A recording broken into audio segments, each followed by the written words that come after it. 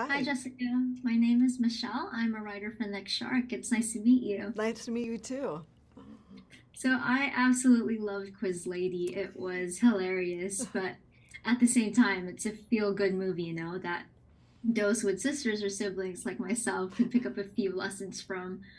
So, I know you've worked in various genres before, but you're more known to direct many drama series or documentaries. So, I'm curious what initially drew you to Quiz Lady, and what about this comedy narrative resonated with you and made you want to direct it? Sure.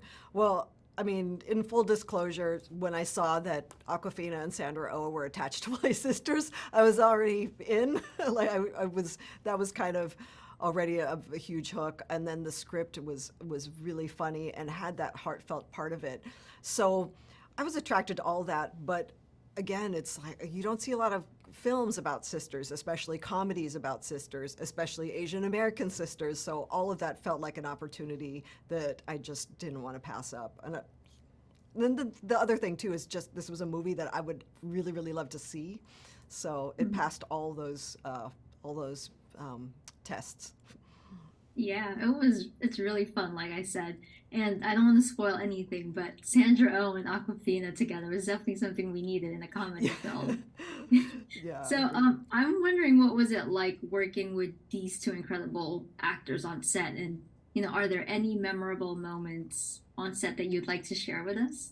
Sure. So many memorable moments, but you know what was really what stood out to me the most is that they're very different people with different approaches to their work, but they respected each other so much and they already had established that connection. So they were just attuned to each other in a very, it felt like a very real sibling kind of way. So that was really fun. We would always shoot what was on the page and then they would have room to ad lib at the end or improv at the end.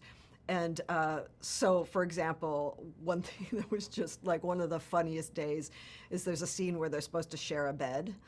And Sandra's character, Jenny, is trying to calm Anne because she's all nervous about having to be in this audition.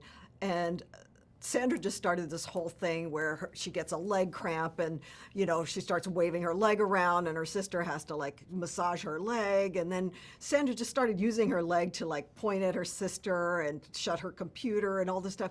It just went on and we were just dying laughing. And of course, in the end, like 99% of that was not in the final film, but it was that kind of level of creativity and play and freedom where there was a moment where you go, oh, this is actually a job, really?